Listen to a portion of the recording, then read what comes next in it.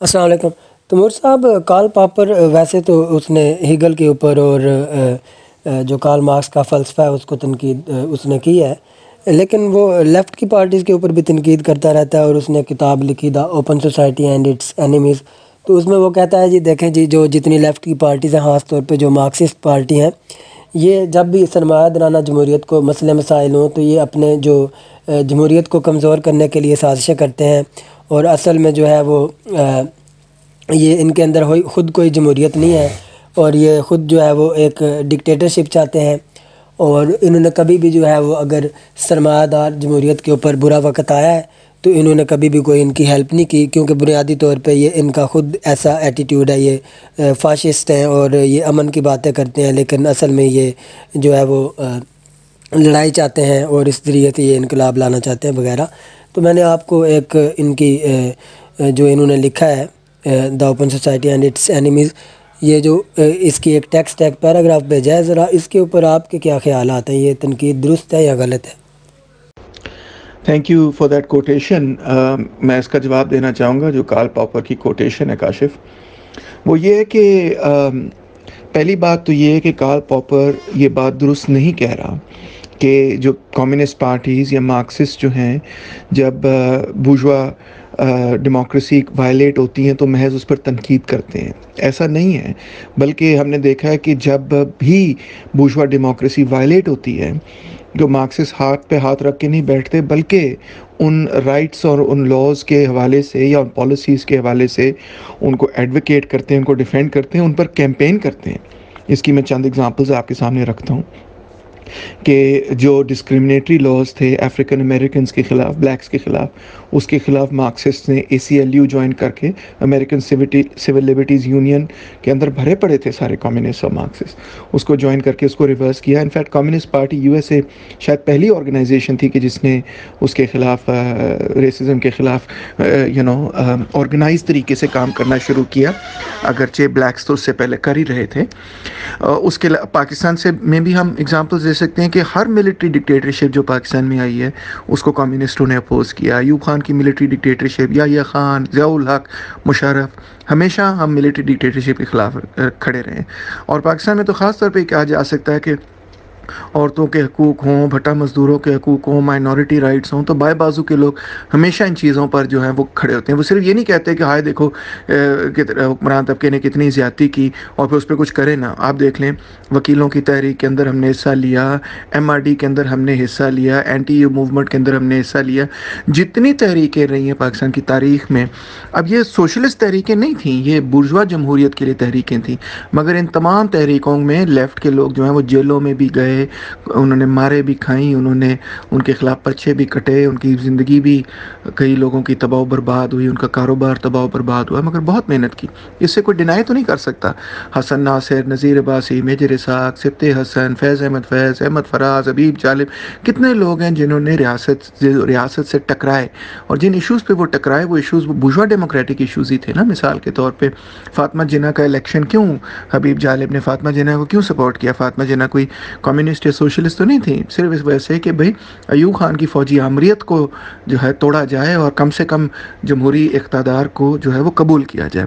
तो इसलिए पहले तो पाकिस्तान के अपने तजर्बे से आप देख सकते हैं कि कार्ल पॉपर की ये बात दुरुस्त नहीं है। अमेरिका के तजर्बे से भी देख सकते हैं, UK के।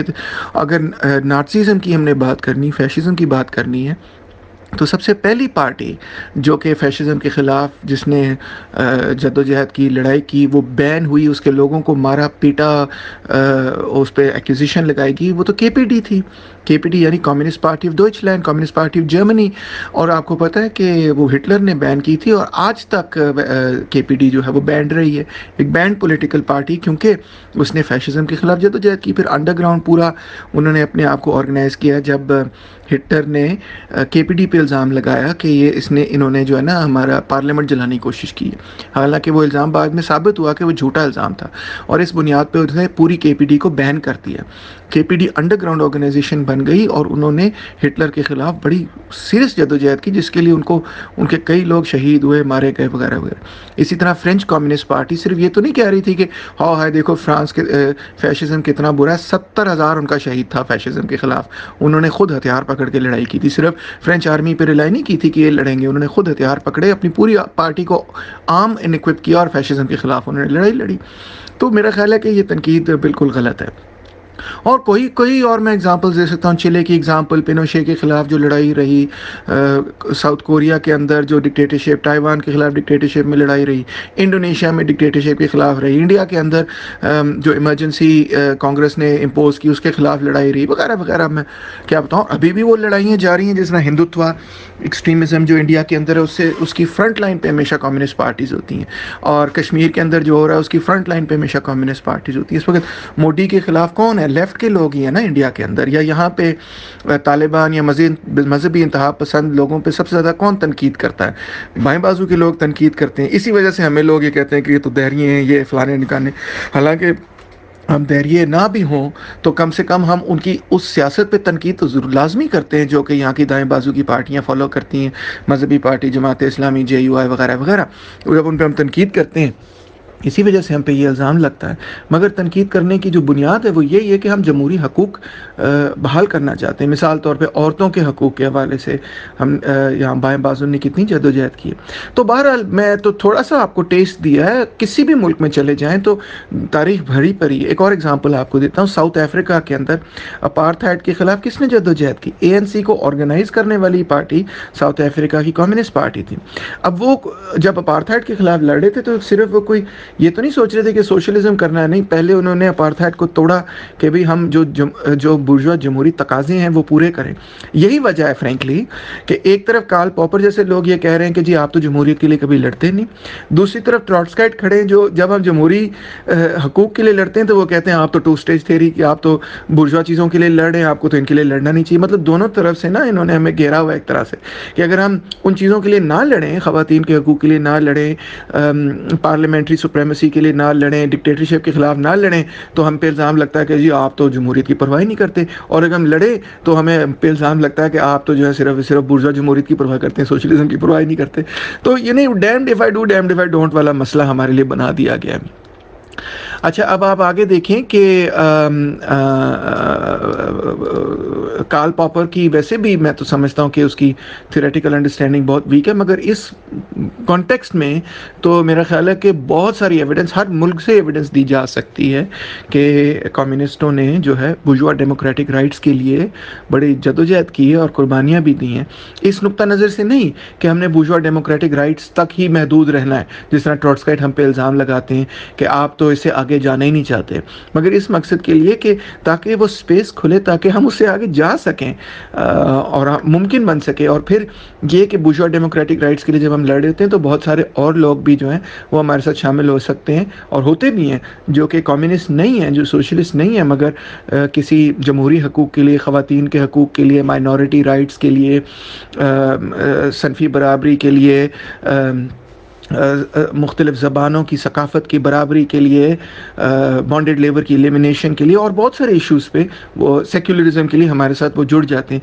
तो इस तरह हम उनको अपने साथ ले जाकर यूनाइटेड फ्रंट बनाते हैं। जब भी हम यूनाइटेड फ्रंट किसी भी चीज़ पे बनाते हैं तो सबसे पहले हम पर तनकीद जो है ना वो ट्रॉट्स्काइट करते हैं, क्योंकि वो ये कहते हैं कि वो उस यूनाइटेड फ्रंट को इस तरह से प्रेजेंट करते हैं कि जैसे हमने यूनाइटेड फ्रंट नहीं किया, हमने अपने कम्युनिस्ट ख्यालात छोड़ दिए और हमने वो ख्यालात अडॉप्ट कर लिए जिनके साथ हमने यूनाइटेड फ्रंट बनाया।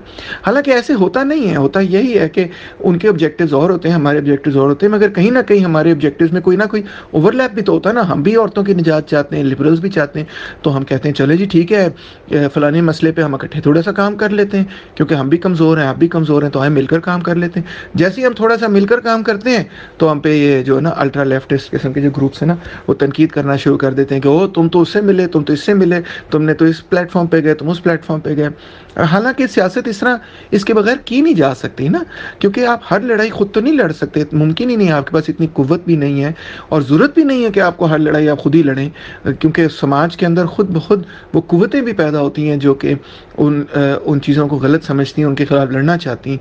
तो हमारे लिए आसान होता है कि उन कुव्वतों के साथ हम अपने आप को जोड़ लें, वो उस एक एस्पेक्ट पे काम करें, हम दूसरे एस्पेक्ट पे काम करें।